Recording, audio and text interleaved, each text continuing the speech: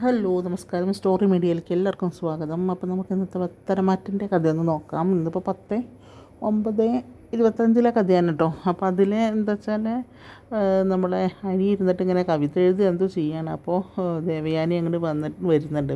അപ്പോൾ മോനെ എന്ന് വിളിക്കുകയാണ്. അപ്പോൾ അതിന് വെച്ചിട്ട് വല്യമ്മയെ ചോദിക്കും, എന്താ വല്യമ്മ ചോദിക്കും. അപ്പോൾ പറയും, മോനെ നീ എന്താ ചെയ്യുന്നത്, നിൻ്റെ കാര്യത്തിൽ എനിക്ക് വലിയ വിഷമമുണ്ട്. നീ പിന്നെ അനാമികയുടെ കൂടെ നീ ജീവിക്കണമെന്ന് ഒരിക്കലും ഞാൻ പറയില്ല. കാരണം ഒരിക്കലും നമ്മുടെ കുടുംബത്തിൽ കയറ്റാൻ പറ്റാത്ത പെൺകുട്ടിയാണ് അവളെന്ന് എനിക്ക് മനസ്സിലായി. അവൾ ഒട്ടും നന്മയില്ലാത്ത കുട്ടിയാണ്. നിൻ്റെ കാര്യത്തിലാണ് ഇപ്പോൾ വല്യമ്മയ്ക്ക് ഭയങ്കര വിഷമം. ഞാൻ ദിവസം പ്രാർത്ഥിക്കുന്നുണ്ട്, നിനക്ക് സന്തോഷവും സമാധാനവും കിട്ടാൻ വേണ്ടി ഞാൻ ദിവസവും പ്രാർത്ഥിക്കുന്നുണ്ട് മോനെ എന്നൊക്കെ ഇങ്ങനെ പറയാണ്. ഒരിക്കലും അവളുടെ കൂടെ നീ ഒരു ജീവിതം തുടങ്ങാൻ ഞാൻ ഒരിക്കലും പറയില്ല എന്നൊക്കെ പറയുന്നുണ്ട്. പക്ഷെ ഒന്നുണ്ട്, നീ അവളെ ഒഴിവാക്കിയിട്ട് അവളുടെ സ്ഥാനത്ത് നന്ദുവിനെ കൊണ്ടുവരാൻ ശ്രമിക്കരുത്. നന്ദു വളരെ നല്ല കുട്ടിയാണ്. മാത്രമല്ല നിൻ്റെ അമ്മ അതിനെ ഒരിക്കലും സമ്മതിക്കില്ല എന്നൊക്കെ പറയും. അപ്പോൾ പറയും, അത്ര നല്ല പിന്നെ എന്നിട്ടാണോ വല്യമ്മ അവളെ സപ്പോർട്ട് ചെയ്തിരുന്നു വയ്ക്കും അനാമികേനെ. അപ്പോൾ പറയും, അതെനിക്ക് അറിയില്ലായിരുന്നു. അവളെല്ലാവരും ഇങ്ങനെ വല വീശി പിടിക്കുന്ന ഒരു തരം സ്വഭാവമാണെന്ന് അവൾക്ക് എന്ന് പിന്നീടാണ് ഞാൻ മനസ്സിലാക്കിയതെന്നൊക്കെ പറയും. എന്തായാലും നീ നന്നായിട്ടൊക്കെ ജീവിക്കണം, അപ്പറിയാനപ്പോഴെന്നൊക്കെ പറഞ്ഞ് കുറേ ഉപദേശങ്ങളൊക്കെ കൊടുത്തിട്ട് അങ്ങോട്ട് പോകും കേട്ടോ.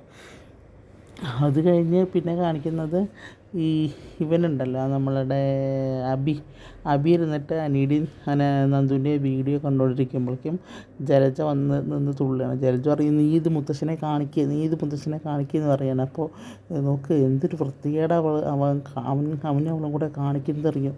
നിനക്ക് 3 ബ്രാഞ്ച് തന്നതല്ലേ, ആ 3 ബ്രാഞ്ചും നിനക്ക് 3 അവന് 3 ബ്രാഞ്ച് കൊടുത്തല്ലേ, അവൻ അങ്ങോട്ട് തിരിഞ്ഞു പോലും നോക്കുന്നില്ല. നീ അവിടുത്തെ വെറും ഒരു ജോലിക്കാരനായി മാറിയില്ലേ എന്നൊക്കെ പറയും. അപ്പോൾ പറയും, അമ്മ അവിടെ തിരിഞ്ഞു നോക്കിയിട്ടില്ലെങ്കിലും കുഴപ്പമില്ല, അത്രയും നല്ല പ്രഗത്ഭരായിട്ടുള്ള മാനേജർമാരാണ് ആ ബ്രാഞ്ചുകളൊക്കെ നോക്കുന്നത്. എന്നിട്ടും റെക്കോർഡ് സെയിലാണ് ഉണ്ടായിരുന്നത്. ഇപ്പോൾ ഞാനോ ആരും ഇനിയിപ്പോൾ MD ആദർശ് പോലും അങ്ങോട്ട് തിരിഞ്ഞു നോക്കിയിട്ടില്ലെങ്കിലും കുഴപ്പമൊന്നുമില്ല എന്നൊക്കെ ഇങ്ങനെ പറയുന്നു കേട്ടോ. പറയും, നീ ഇത് മുത്തച്ഛനെ കൊണ്ട് കാണിക്കുക, നീ കാണിക്കണമെങ്കിൽ ഞാൻ കൊണ്ട് കാണിക്കുക അച്ഛനെ, അങ്ങനെ ഇവിടെ ആരും ഇപ്പോൾ ഞെളിഞ്ഞ് നടക്കണ്ട എന്നൊക്കെ ഇങ്ങനെ പറയും. ഇതൊക്കെ കേട്ട് നമ്മളെ നയന മാറി നിൽക്കുന്നുണ്ട്. നയന ഇത് കണ്ടിട്ട് പറയും, നീ പറയില്ലെങ്കിൽ ഞാൻ തന്നെ പറയാമെന്ന് പറഞ്ഞിട്ട് അങ്ങനെ ജലജ അങ്ങോട്ട് പോണ സമയത്ത് നയന അങ്ങോട്ട് വരും. നയന വന്നിട്ട് പറയും, നീ ഇത് കേട്ട് ആസ്വദിച്ചുകൊണ്ട് നിൽക്കുകയായിരുന്നു. നിൻ്റെ അമ്മ പോയിട്ട് മുത്തശ്ശനോടെങ്ങാനും അത് പറഞ്ഞിട്ടുണ്ടെങ്കിൽ നിൻ്റെ കാര്യങ്ങൾ മുഴുവൻ ഞാൻ എൻ്റെ ചേച്ചിയോട് പറഞ്ഞു കൊടുക്കും. ഈ വീട്ടിൽ ഇനി അറിയാൻ ബാക്കിയുള്ളത് ഇളയമയും നീയും നിൻ്റെ ഭാര്യയും പിന്നെ നിൻ്റെ അമ്മയും മാത്രമേ ഉള്ളൂ, അത് ഞാൻ പറയും എന്ന് പറയുകയാണ്. അതുകൊണ്ട് നീ അത് തടുക്കണം എന്ന് പറയും. ആൾ പറയും, അല്ല എടുത്ത് ഞാനത് എന്ന് പറയുമ്പോൾ നീ ഒന്നും പറയണ്ട, നിനക്കറിയാലോ എൻ്റെ സ്വഭാവം എന്നൊക്കെ പറഞ്ഞിട്ട് അവളും അബീനെ ഭീഷണിപ്പെടുത്തപ്പോൾ അബി അറിയും, വല്ലാത്തൊരു ടോർച്ചറിങ് ആയിപ്പോയി ഇത്, പിന്നെ ബ്ലാക്ക് മെയിൽ ചെയ്യണം അങ്ങനെ എന്നൊക്കെ ഇങ്ങനെ സ്വയം പറയണം. അതുകൊണ്ട് നീ മര്യാദയ്ക്ക് അത് മാറ്റി പറഞ്ഞോ എന്ന് പറയുകയാണ്. അത് പറയാൻ സമ്മതിക്കരുത്, പറയേണ്ടതിന് നീ തീർച്ചയായിട്ടും പറയണമെന്ന് പറയാണ് കേട്ടോ. കാരണം അല്ലെങ്കിൽ ജലജ കൊണ്ടുപോയിട്ട് ആ വീഡിയോ കൊണ്ടുപോയി അച്ഛനെ കാണിച്ചു കഴിഞ്ഞാൽ ഒന്നാമത് ഇപ്പോൾ പുള്ളി അസുഖമൊന്നും ഇല്ലാതിരിക്കുക, അപ്പോൾ പിന്നെ തീർച്ചയായിട്ടും കൊണ്ട് കാണിക്കുമല്ലോ, അങ്ങനെ പറയുകയാണേ. അത് കഴിഞ്ഞ് പിന്നെ കാണിക്കുമ്പോൾ കാണാം ജലജയും ജാനകിയും കൂടി ഇരുന്നിട്ട് എന്തൊക്കെയോ കഷ്ണങ്ങളൊക്കെ കട്ട് ചെയ്യണം. എന്താ ദേവയാനി ഫുഡ് ഉണ്ടാക്കി കൊടുക്കുമ്പോൾ ജലജ ചോദിക്കുന്നുണ്ട്, ഞാനെന്തെങ്കിലും സഹായം ചെയ്ത് തരണോ എടുത്തിന്ന്. അപ്പോൾ പറയും, വേണ്ട, നീ നിൻ്റെ ജാനകിക്ക് ചെയ്തു കൊടുത്തത് എനിക്കൊന്നും വേണ്ട, എനിക്ക് എന്നെ സഹായിക്കുന്ന മരുമകളുണ്ട് അറിയാം. അപ്പോൾ ഈ നായനെ അങ്ങോട്ട് വരികയാണ് കേട്ടോ. അപ്പോൾ പിന്നെന്താണ്, അപ്പോഴും സംഭാഷണം വരുന്നത് നമ്മുടെ നന്ദു. അപ്പോൾ അനിയത്തീനെ ഉപദേശിക്കാറുണ്ട്. അപ്പോൾ കാര്യങ്ങൾ എവിടെ വരെ എത്തി എന്നറിയാണ് ജലജ.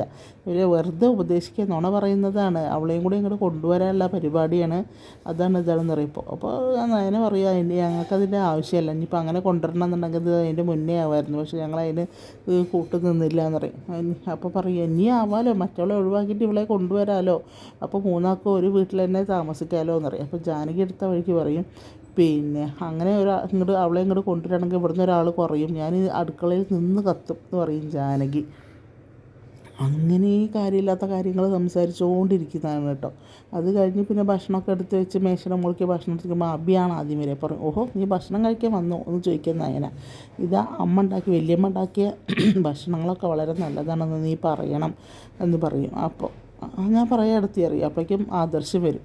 അപ്പോൾ പറയും, വാട ഇന്ന് കഴിക്കുക പറയും. അങ്ങനെ ഓരോരുത്തരും ഓരോ തരം കറികളും ഒക്കെ ആയിട്ടാണ് വരുന്നത്. അനാമികയല്ല, ബാക്കി എല്ലാവരും ഉണ്ട്, അച്ഛനും അമ്മയും.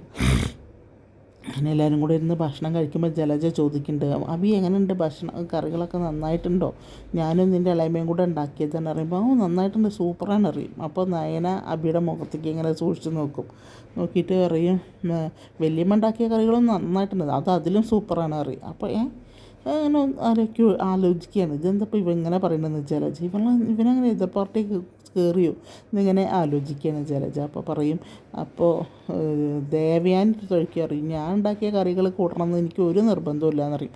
അങ്ങനെ പറ്റില്ലല്ലോ, വലിയമ്മ ഉണ്ടാക്കിയ ഭക്ഷണവും ഞാൻ കഴിക്കേണ്ട, എല്ലാം നന്നായിട്ടുണ്ട് അറിയും. അപ്പോൾ നവ്യ അറിയും, എനിക്കിഷ്ടപ്പെട്ടത് അമ്മ ഉണ്ടാക്കിയ ഭക്ഷണമാണ്, അതാണ് എനിക്ക് ഇഷ്ടപ്പെട്ട കറികളൊക്കെ ഇഷ്ടമായത് അറിയും. അപ്പോൾ പറയുന്നതിൻ്റെ നാവിന് എന്തെങ്കിലും കുഴപ്പമുണ്ടാവും, നീ ഒരു ഡോക്ടറെ കൊണ്ട് കാണിക്കറിയും. അപ്പോൾ നവ്യ ഇവനെങ്ങനെ നോക്കണം കേട്ടോ. അങ്ങനെ അങ്ങോട്ടും ഇങ്ങോട്ടൊക്കെ ഫുഡ് കഴിക്കുമ്പോഴും അങ്ങോട്ടും ഇങ്ങോട്ടൊക്കെ ഭയങ്കര സംസാരവും ഇതും കാര്യങ്ങളൊക്കെയാണ്.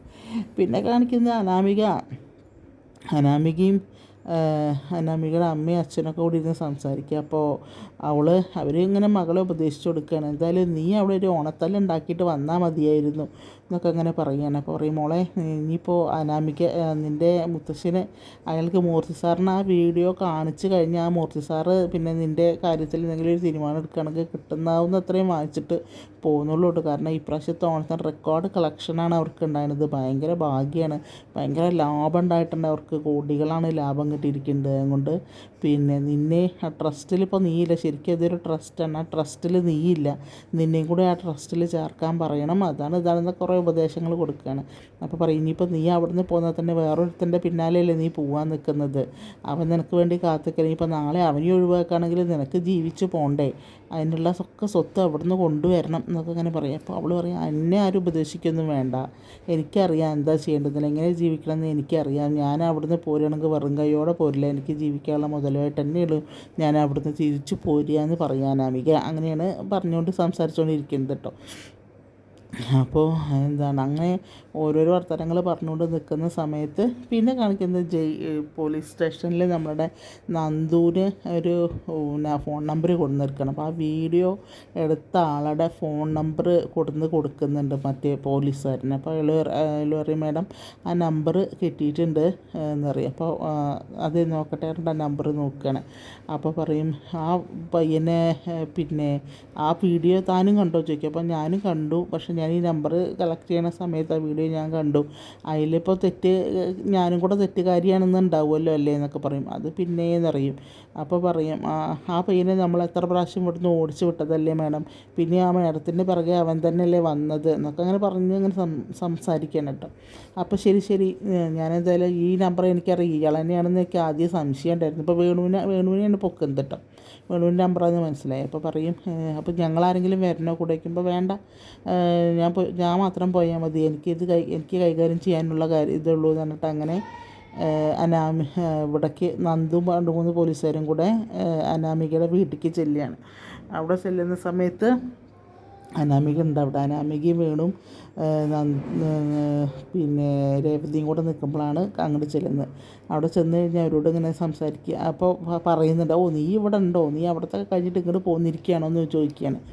അപ്പോൾ പറയും, ആ വീഡിയോ എടുത്ത ആരാ എടുത്തെന്ന് മനസ്സിലായപ്പോൾ ഞങ്ങളൊന്നല്ല എന്ന് പറയും.